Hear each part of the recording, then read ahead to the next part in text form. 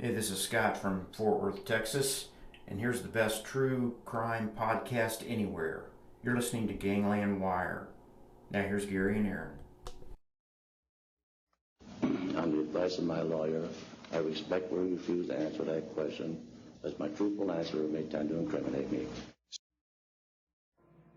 So when they take the silver dollars, they got to go around to different banks and cash them in. Former Kansas City Police Department intelligence detective and now attorney Gary Jenkins produced 4 documentary films, most recently Gangland Wire, creator of smartphone app entitled Kansas City Mob Tours. Download it now.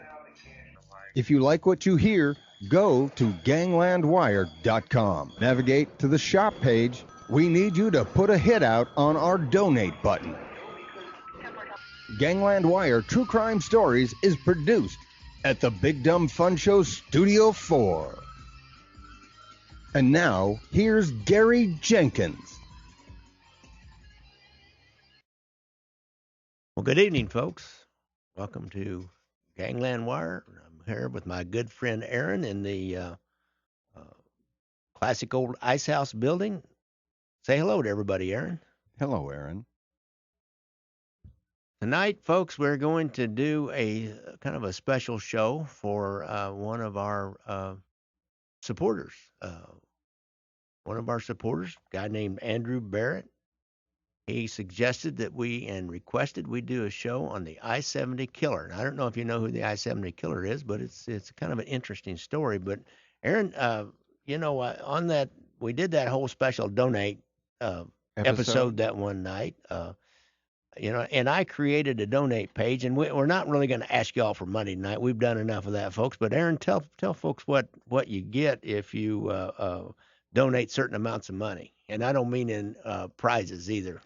There's a couple ways to donate. One, you could actually subscribe to our Patreon to make like a monthly payment, $2 a month. Right. But you can do I think with all these gentlemen that were kind enough to help us out, including Andrew Barrett, made the extra special one-time donation, where you, for a $10 donation, you get to be a mob associate, and you get 2 extra episodes, and we'll give you some protection. And for a $25 donation, you become a soldier, or as they know it in the La Cosa Nostra, soldato. Right. He's like a made guy. Getting 5 extra episodes, copies of the Villa Capri and the Breckenridge Inn wiretap affidavits. The actual affidavit, you get a copy of affidavits signed by Tokyo Joe Ken Ito, who in court identified Chicago outfit bosses, and a DVD, of course, of Gangland Wire, and protection from other known mob guys who may have made a donation. Yeah. See, that's important. It's easy to protect y'all from other criminals. We got to protect you from. But if you want to be protected from another made guy, you're going to need our protection. Yeah, another mob associate. Another mob associate or another mob member even. You got to be a soldato. You got to be a made dude, and you can be a made man or made woman, I guess. You could. You could. We don't discriminate. We don't. It's a kind of a male-dominated organization. The Sato Capo. If you want to wet our beak, for $50, you get a copy of Leaving Vegas, the book, not the digital copy, but the actual hard copy book, which just came out in January. And I'll send you a digital copy too. Also, I just got that worked out, so I can do that both. now. I can do both. I'll do that because you can't actually listen to the mob guys talking. And on the digital book. You're going to be able to listen to them. They're linked to all the wiretaps at one place or another in that book. You'll see the transcript inside the book and explanation of it, but you'll be able to link to it, actually hear them talking. And I think Gary would actually autograph that book as well. Sure. Or maybe he won't. The paperback. Yeah, the paperback. When I send you the paperback, it'll come autographed. He's not going to give you his. It'll have a huge thank you on it. He won't give you his digital signature.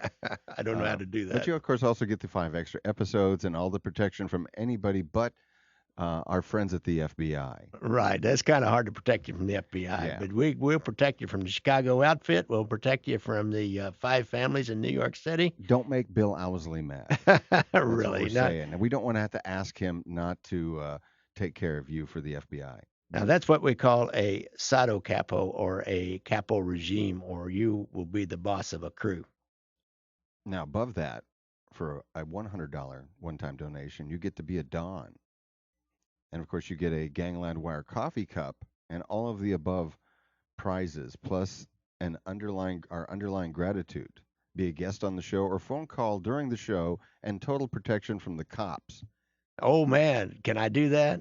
and rival families. I don't know if we had any rival families. We could probably protect you from local police. I don't know if we can protect you from the U.S. Attorney's Office or No, the from FBI. local police. Local police. Yeah, Okay. All right. people All right. I like- can do that.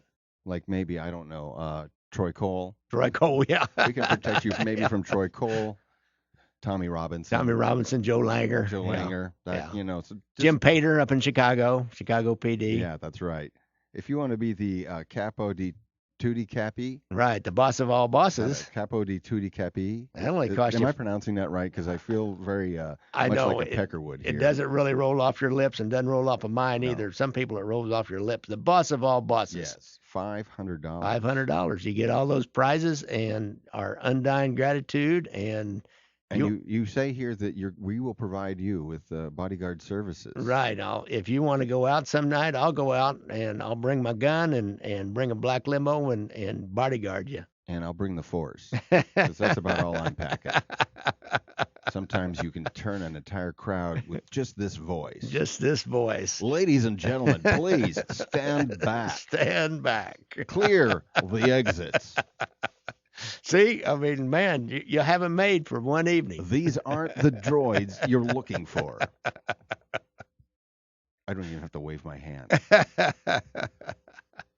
So that would be, help us out, folks. Now, we're not going to keep belaboring this. I know you don't want to hear from us keep begging money all the time, but it would help to produce our third season, which is coming up. We're going to take a little bit of a hiatus, a couple of weeks maybe. We may not put anything out, and so we can come back strong in sometime in the 1st of March. And so if you don't get one to come up one week, don't worry about it. We'll be back.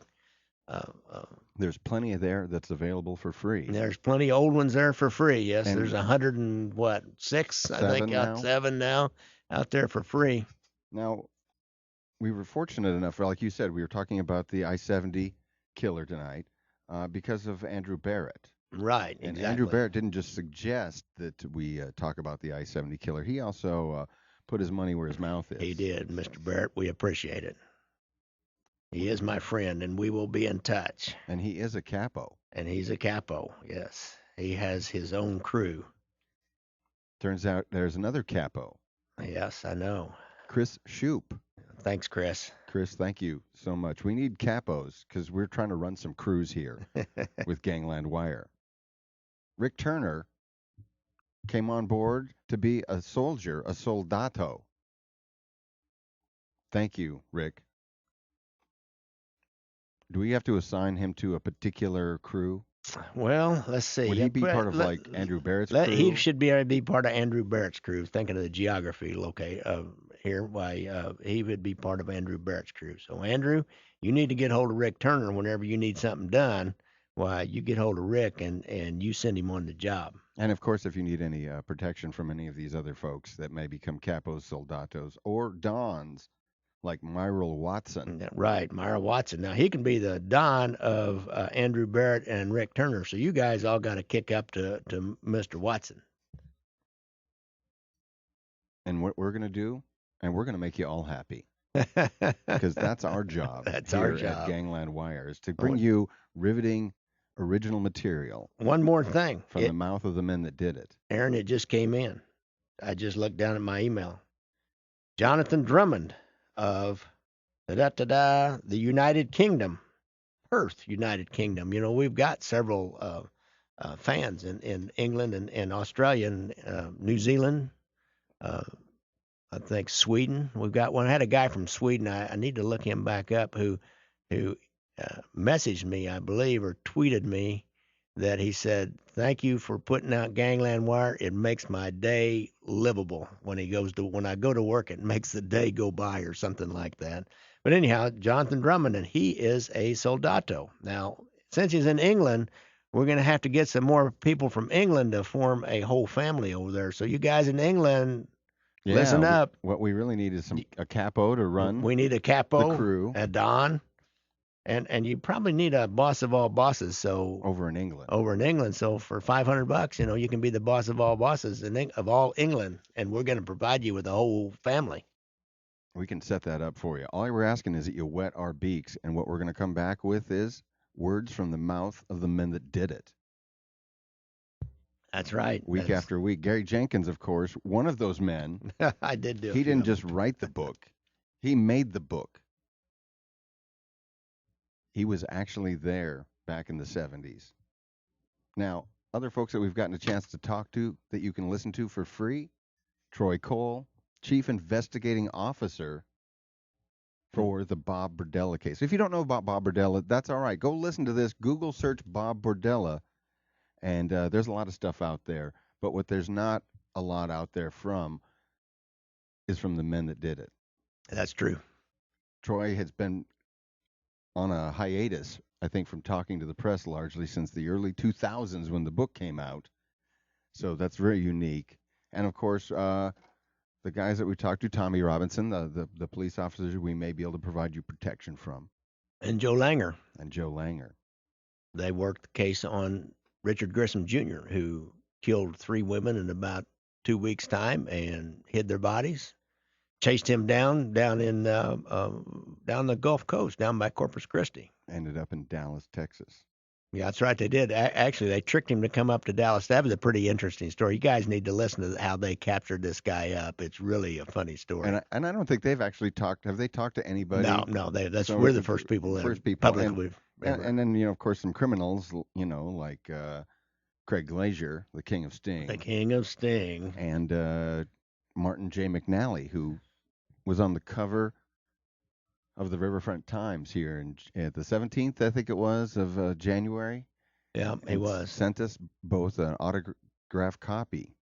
We're the only people he's ever talked to about this crime publicly that is out there for anybody to review and listen to him talk about it. It's I was told it was some of the best true crime journalism that this one guy had ever listened to. So you got to go back and look at the D.B. Cooper Copycat series. There's 7 episodes in that series, and it's compelling as hell. I had another guy get hold of me and said his wife was calling him in for dinner, and he was trying to listen to one more episode, and he said, wait a minute. She said, are you coming or not? He said, I couldn't quit listening. And we hope you don't stop listening. Tell your friends as well. If you're a true crime fan and you know other folks that are fans of true crime, because there's a lot of true crime out there these days, but there's not a lot of it from the mouth of the men that did it. That's for sure. There's a lot of people out there that read Wikipedia and repeat what they read out of Wikipedia, or just go online and I do some of this. Go online. I research some cases outside, but we also try to do stuff out of my experience or out of actual people who either lived at one side or the other. His experience. I've got a guy out of Dallas, lives in Dallas now, but was a professional burglar, wrote a book called The Burning Bar that he's kind of put aside, and I've been working with him, helping him figure out how to do self-publishing, and as soon as he gets he's got the book done, he's got the file, as soon as he uploads it to Create Space to Amazon, he gets it self-published, and he's going to come on and do a phone interview? A phone interview with us. He's an interesting guy. He really ran in the same circles I did back in the 70s, only he was a professional burglar that used what they call a burning bar to bust into safes all over the Midwest, and finally caught a case and decided that he'd apply his talent somewhere else. And has become really successful. As an author? No. Hey, this is his first book. He's become successful in other business. I'll leave that up to him, how much he wants to reveal. He's a little nervous because he's not in Kansas City. He's a little nervous about revealing how much of his background that might come up in his particular business circle. But it'll be a great interview. I know he wants to come on because he wants to promote his book, of course, and he wants to tell his story. And he has a really fascinating story. Well, that's what we really want to hear about. And I think that's what the listeners of the Gangland Wire want to hear, is those fascinating stories from the mouth of the men that did it. Oh, yeah, I think so, too. Red Wilmette comes to mind. Oh yeah, we had Ed Mamet talking about another guy that was a criminal in the criminal element. I don't know if you'd call him a criminal. He had a kind of the gray area. He had a porn shop back in the day when porn shops were anymore. You can probably show anything and do anything, but back in the 70s it was a little bit different. And so they had those peep shows in the back of rooms of the porn stores, and they took in millions and millions of dollars. And of course, the Chicago outfit, they wanted their piece of his action. Yeah, that's a lot of quarters to carry out. Well, he had to cash in the quarters and give Joey Lombardo or Frank the German Squeeze the cash money every week. You don't think he would just go, there's a big bag of coins. Guys. No, he would not. You want to count that here or take it with you? They would be slapping him around all over the place, and he knew that. Well, the point is, ladies and gentlemen, go listen and let us know. Subscribe, share, and support us as you can, be that financially or just by giving us a comment on the iTunes. Saying, Really? Hey, I love what you do. And Send us an email. And if you don't want to, you don't feel like you can afford to send us any money, you don't want to mess with it, that's fine. Go on to Facebook, find my Gangland Wire Facebook, and when I put up something about a podcast, share it. And then try to get somebody else to share it after you share it, because the more you share it, the more people that see it. And the more people that see it, the more listeners we're going to get. And the more listeners we're going to get, one of these days we'll quit asking anybody for any money, and we'll just do a little 30-second commercial or 60-second commercial that's here and gone, and everybody will be getting it for free. You won't have to listen to this crap. All right, Aaron, let's So if you're an advertiser, think about that. Yeah, you really. We're easily bought and paid for. We are. We're still looking for dons. We're still looking for soldiers. We love our capos. And now we're going to talk about an episode that was inspired by one of those capos. Right. Let's get into this story. We've bored them enough with our stuff. I'm going to actually start the timer almost over here for another 30 minutes, so okay. they get their money's worth. All right.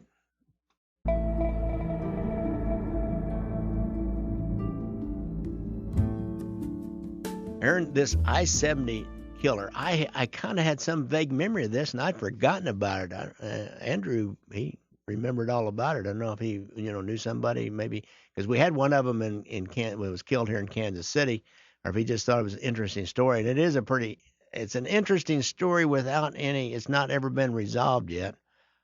There's one man who has been responsible for shooting and killing 6 people in 5 different Midwestern cities during the months of April and May of 1992. And 4 of these crimes were committed at strip malls that were right along I-70, which runs from, back east, east of Indiana, really, and all the way through to Topeka and goes all the way to Denver. And I think I don't know if it goes past Denver or not, but he didn't go out of that goes up over the mountains through to does it? Salt Lake City, that's right. Well, it actually doesn't quite. It goes pretty straight out through the mountains, and then comes out the other side, Grand Junction, and then you kind of head into Utah. And normally, if you're going to Salt Lake, you take like another angled road that'll shortcut it. Otherwise, you end up kind of in the middle of Utah. Okay. And anyhow, they and there's something that links them all together other than the MO or the modus operandi. And these murders were all conclusively linked after one of the homicides happened in St. Charles, Missouri, which is a suburb of St. Louis. He found that there's a .22 caliber firearm which was used, and a .22 caliber firearm was used in all the murders. The victims were all petite young women with long dark hair working alone in some kind of a little strip mall store. They were all robbed, but the robbery was probably secondary in nature because there was hardly any money taken out of them. There were all these, like one was a bridal supply store. I mean, how much money a bridal dress store shop? How much money are you going to have in a bridal dress shop? Everybody's going to use their credit card and checks and things for that. I would wonder if they, what day of the week these crimes occurred on. I remember I had done a Google search when you mentioned the I-70 killer. Yeah. And I saw what came up was the St. Charles Yeah, incident, and that's I the was one that's like, got the most publicity. I was thinking, was that the same I-70 killer? Because apparently there's been a number of freeway, shootings. Well, these were all linked. These particular crimes were all linked. The first one was in April of 1992, April the 8th, in Indianapolis, Indiana. 3 days later, on April the 11th, there's one in Wichita. And that one, there was 2 victims, but that was just an accident. There was 2 victims. Normally the lady, that was a bridal shop, the lady that was working there, the owner had come back in for some reason, and she was there when the guy came in. Then 16 days later, after April the 11th, there's one in Terre Haute, Indiana, April 27th, 16 days later. And then 7 days after that, it was May the 4th in St. Charles, Missouri. And then 3 days after the one on May the 4th, there's one on May the 7th in Kansas City, Missouri, or actually a suburb of Kansas City, known as Raytown. They all had exactly the same MO. There was some witnesses to this. It says here you were writing that all the victims were alone while murdered, Right. and shot in the back of the head. Exactly, execution style. Now, the one on April the 11th in Wichita, that's the La Bride d'Elegance bridal shop, and that's one where there was 2 victims, Patricia Smith and the store's owner, Patricia Majors. Normally, that owner was not in there at that time, and for some reason, she had came back in to check on something. When the guy came in, well, he had him in the back, and he may have already killed him. We don't know for sure. And what was interesting about this one, and there's some really good artist depictions of this guy out there. A male customer came in to pick up a cummerbund for an upcoming wedding, and he is confronted by this man. And the man's got the gun in his hand. He holds the guy for a little bit, and the guy starts begging and pleading, offering him money or whatever he can do. Just let me get away. I won't say anything. I won't call the police. And he lets the guy walk out, and the dude leaves, and somehow he disappears into the night. What? And he never called the police? Yeah, he called the police. Yeah, he called the police, but he immediately notified the police. But they gave him a composite sketch. But just because you call the police, and it takes another 10 or 15 minutes for the cops to get there. If you ever called the police, you know how long it takes for them to get there. Sometimes you get that 911, or all lines are busy right now. Yeah. Please do not hang up.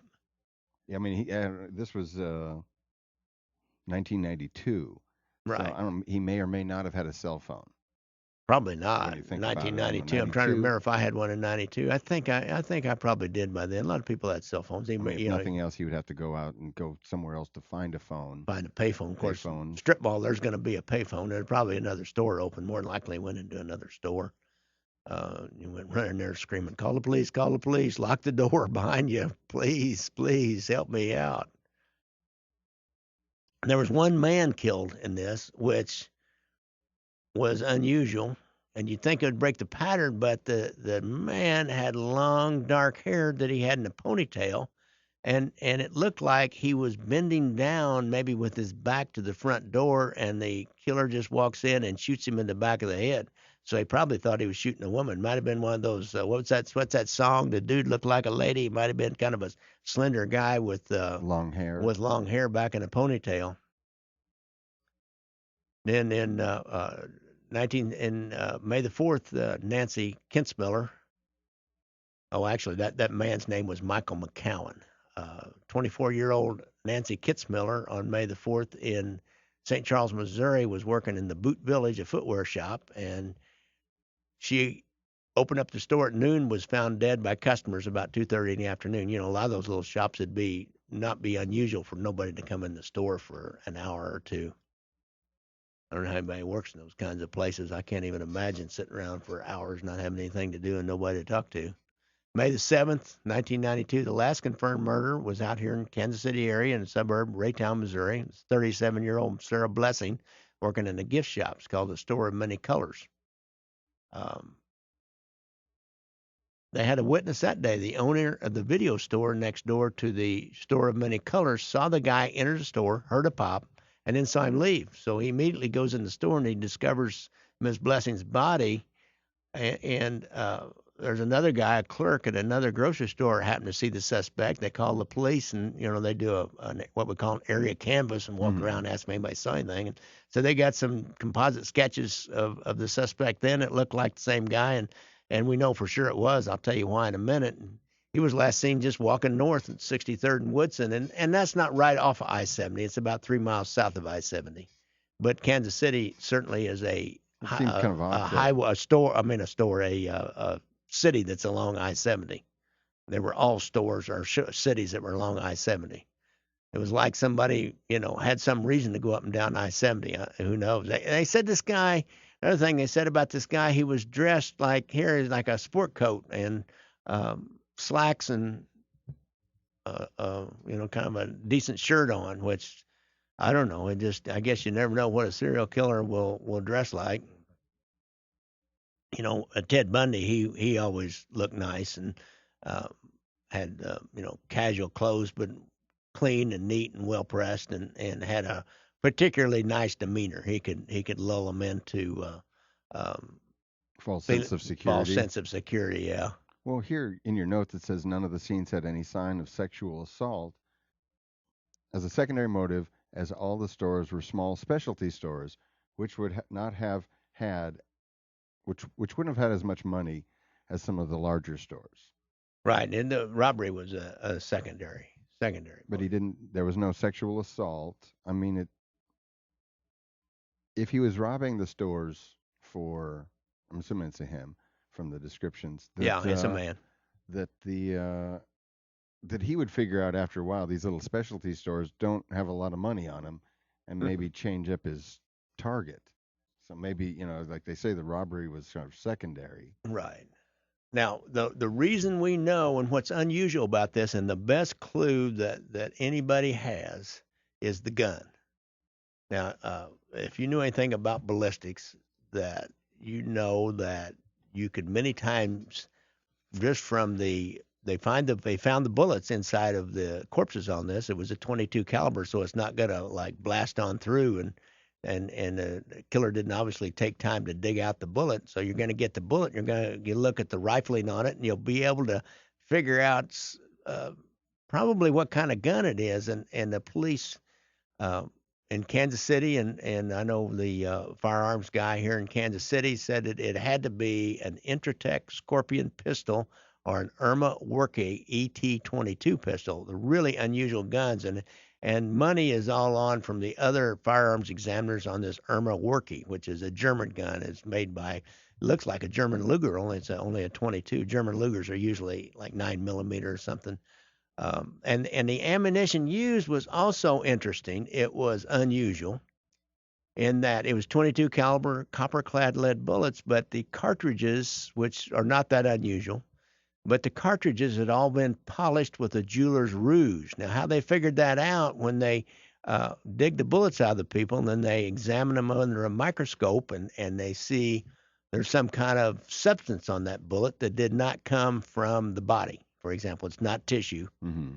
It didn't go through any clothes, for example, so it's not something from the clothes. When they pulled the round out, they can tell that it was .22 eventually. Sure. They could see the rifling to try to figure out what kind of gun it was. Right. And then when they do close-in examinations, if there's any, maybe because the bullet was being handled by, your bare hand, would they be able to get DNA or possibly other materials? Yeah, possibly. They didn't get DNA off of it. They got this jeweler's rouge on it. And I wondered, what's the deal with that? What's a jeweler's rouge? What is it? I know. Okay. Here's what it is. I thought a jeweler's rouge was when they told you that the diamond was 50% off. Really? Yeah, that's a ruse.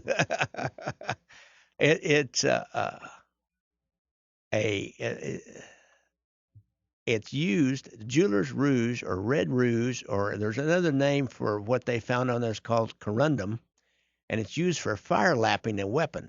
And what that does is it's you dip your bullet in that, and then you fire the bullet. It's called fire lapping. It means that when you shoot that bullet with that abrasive compound that's on the lead bullet, when it goes through, then if there's any kind of imperfections or burrs or anything, whenever they created the inside the barrel of the rifling in it, it will make it smoother, and supposedly the gun will shoot smoother and shoot better. Now, this kind of gun, this Irma Worke gun, everything I could find out about it, it tends to stovepipe. It's a semi-automatic gun, and it tends to stovepipe. So, you can shoot one round, and then unless you manually activate the gun, it's no good. It's not good to go on the second round. What do you mean? Stovepiping meaning? Oh, that's right. You when would you know. have Stovepiping. Yeah, this is another one of these cop terms. Yeah, really. Well, stovepiping in a semi-automatic, a lot of you guys out there, I'll bet know. Stovepiping is when the semi-automatic ejects the old cartridge out, which is the part that has the powder in it that's expended the powder and shoots the lead bullet out the barrel. Then it automatically, the explosion from that automatically forces the mechanism to go back about 3 inches, and there's an opening there, and it kicks the bullet out.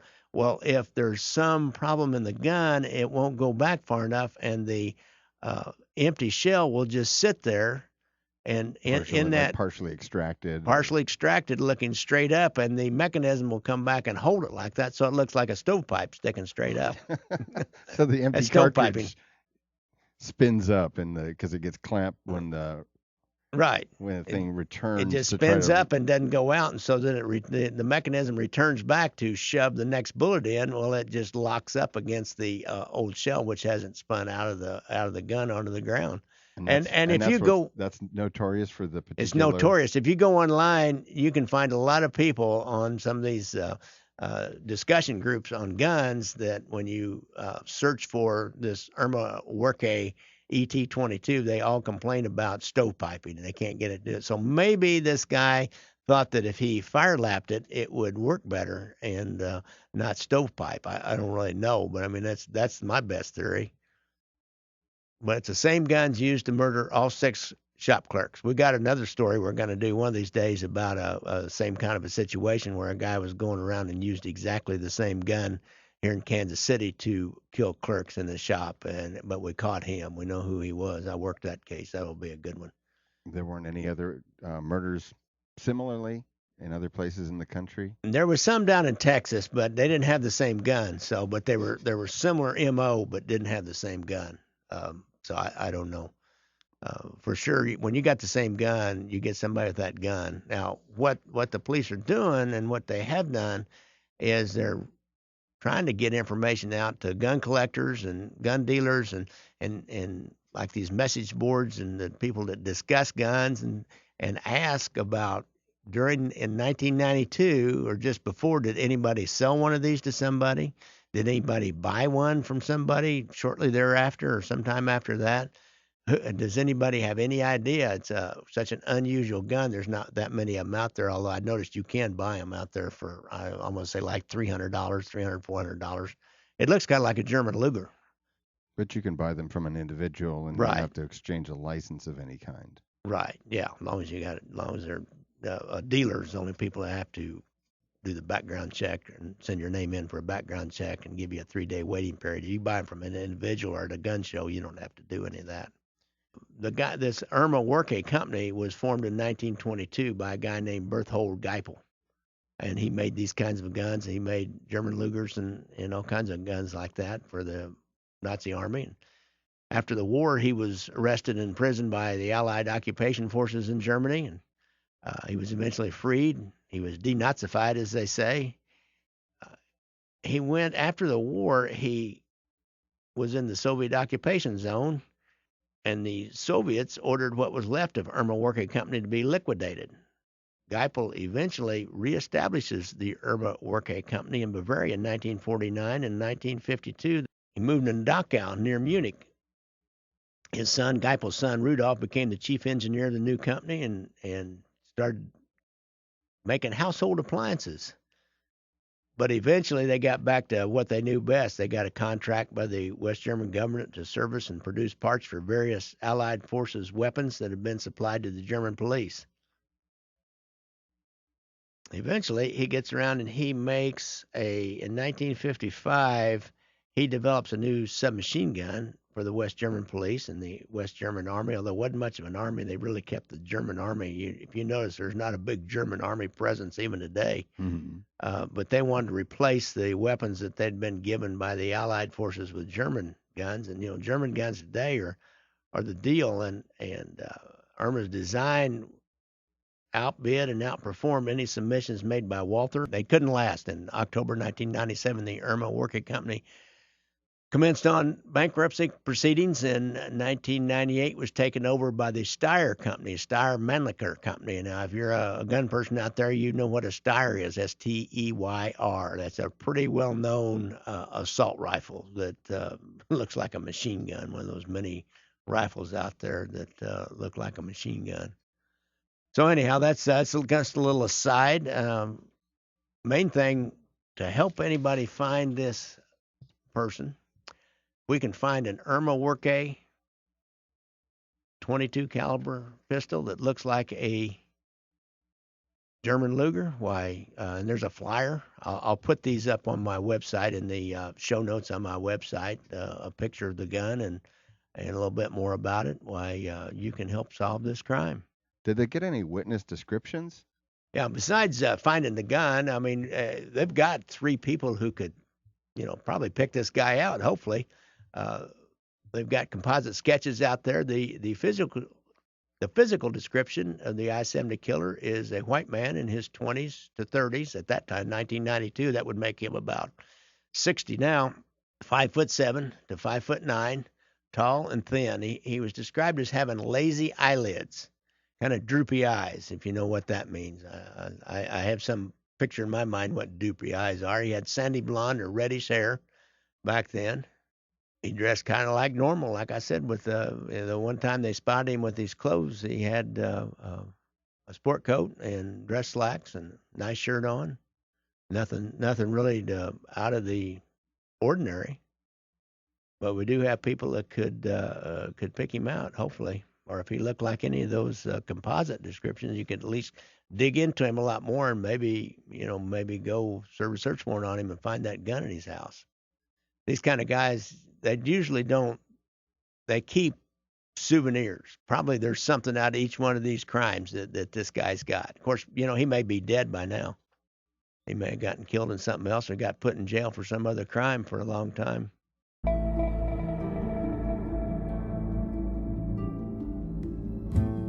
Well, this brings me to my public service announcement. If you have a friend or relatives with a drug or alcohol problem, make your first call to First Call. Call 816-361-5900 or go to their website, www.firstcallkc.org. What do you got to say to that, Aaron? I got to say, if you got any information on the I-70 killer, send us an email or post a comment. That's a good idea. Ganglandwire.com. And then remember to download the Kansas City Mob Tour app. Take your own personal tour of notorious mob locations in and around Kansas City. And then you want to go to Amazon and buy, not just rent, the documentary that started all, Gangland Wire, available for streaming and available as a DVD for a $25 donation. Also get Gary's book, Leaving Vegas. Get the ebook. That's what I recommend. I make a little more money, and I've got it on my website on the paperback, and I'll send you an autographed copy. But get the ebook, I think, really, too. And you'll be able to get the copy, the paperback, and then for another 99 cents, you'll be able to get the ebook. And the great thing about the ebook is you actually get to hear the audio from the mouth of the men that did it. Exactly. I've never, ever read another, especially a true crime book like this, where you get the policeman telling his interpretation of what they're talking about. You get the transcript of what they're talking about, the crime, how they're going to commit them, what they're worried about, what they're not worried about, how mobs deal with each other, what's the protocol on, Kansas City. Can they contact Lefty Rosenthal without asking Joey Iupa's permission? Their codes for their when they go back and forth and they fly around, the codes that they use for their different airlines, and then you can hit a link and go right to a website that will then let you hear the actual person telling that same story. You can read it, you can listen to it. from the real people. From You're just not reading about, something that happened a long time ago. This is the isn't real fiction. people. This is from the mouth of the men that did Right. it. All right. Say goodnight, Aaron. Good night, Aaron.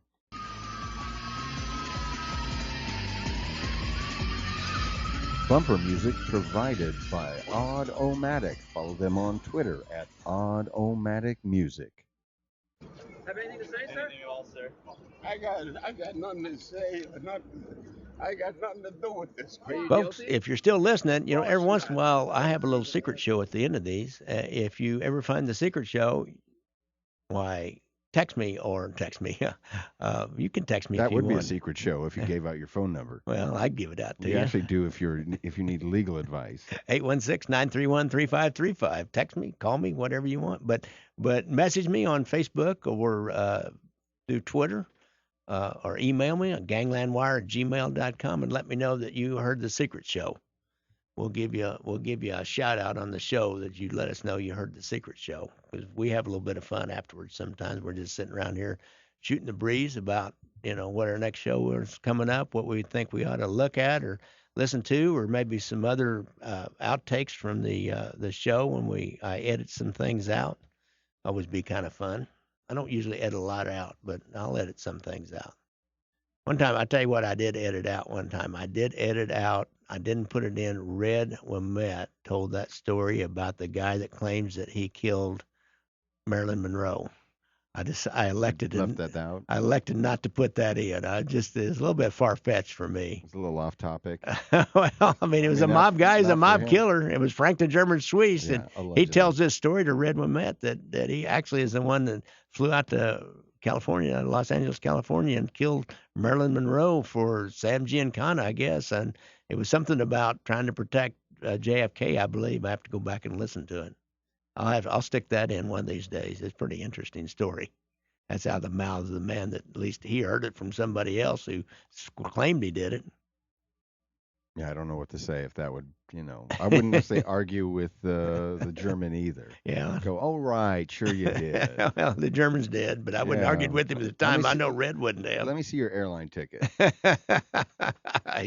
didn't do that. That guy was nuts. No, he's like, just face towards the television set. Yeah, just look over here. Just, you sit here. Smile. And I'm going to always sit here. But you sit right, so you have a good view of the television set. But you'd have to go on YouTube and see the video to understand what we're talking about. Right, the Red Wimette videos.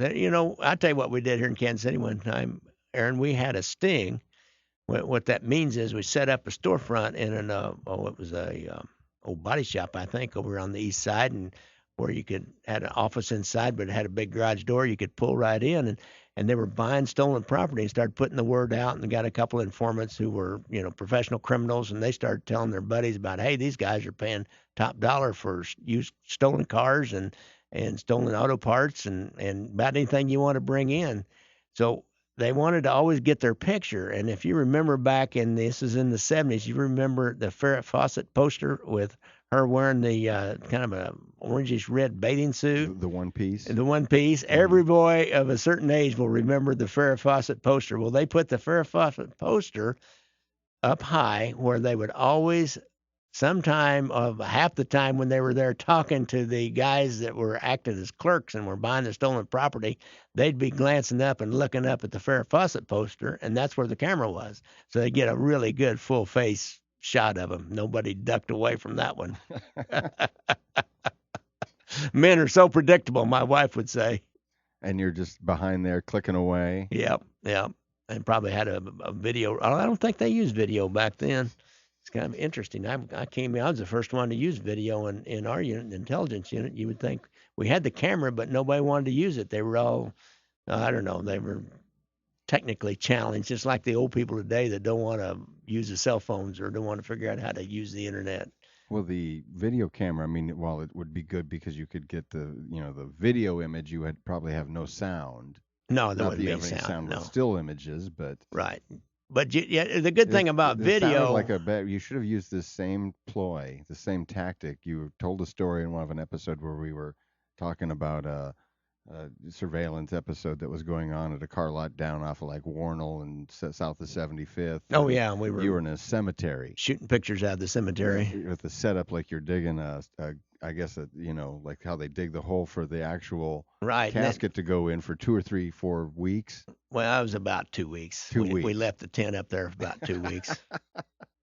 That's not suspicious at all. But you might as well just put that. You should have put that poster of Farrah Fawcett on the outside of the tent just to get them to look. That would have made it suspicious. Wait, 2 weeks? Did you move the tent? You'd be surprised. Did you move the tent around at all? No, just stayed there. Aaron, you'd be surprised. People, all they don't question a lot. They just need something that just seems to fit in. Yeah. And if it fits in, it's not like an anomaly.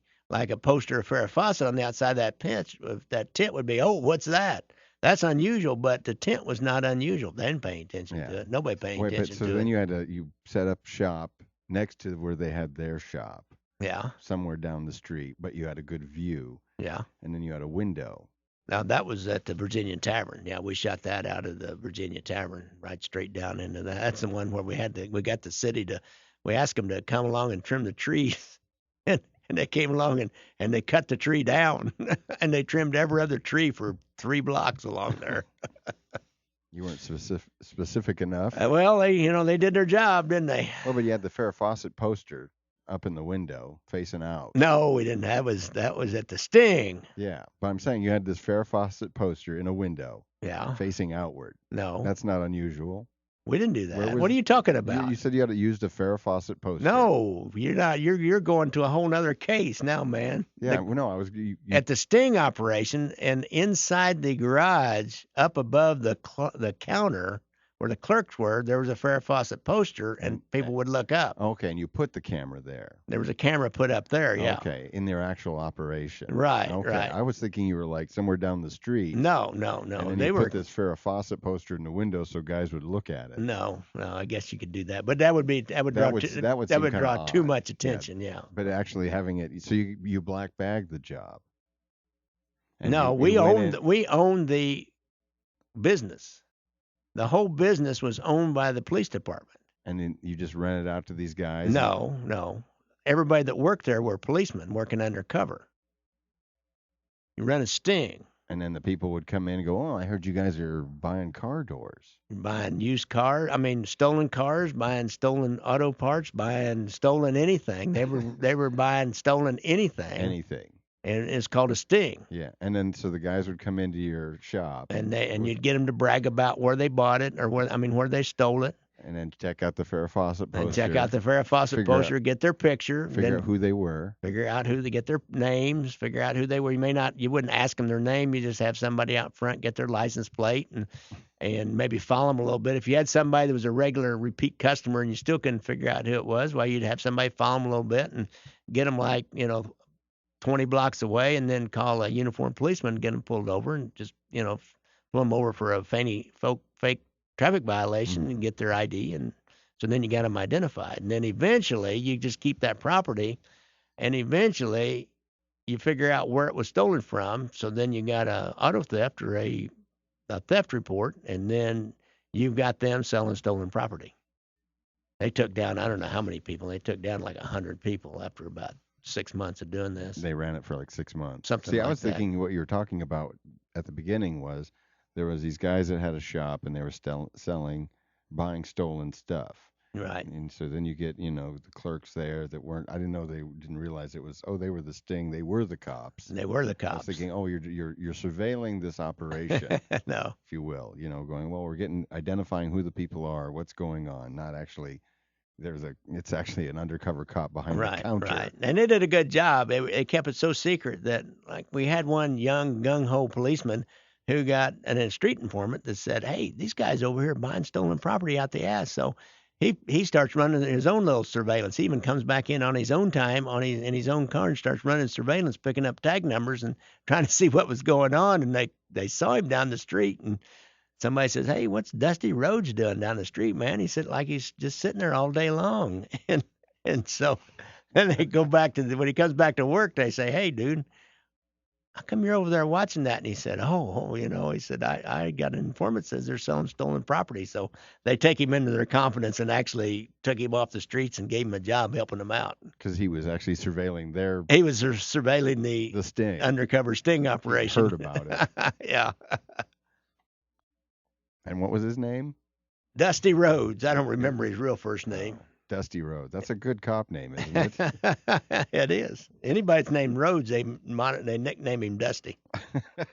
Had you ever heard of that one before? No, I did not hear that one.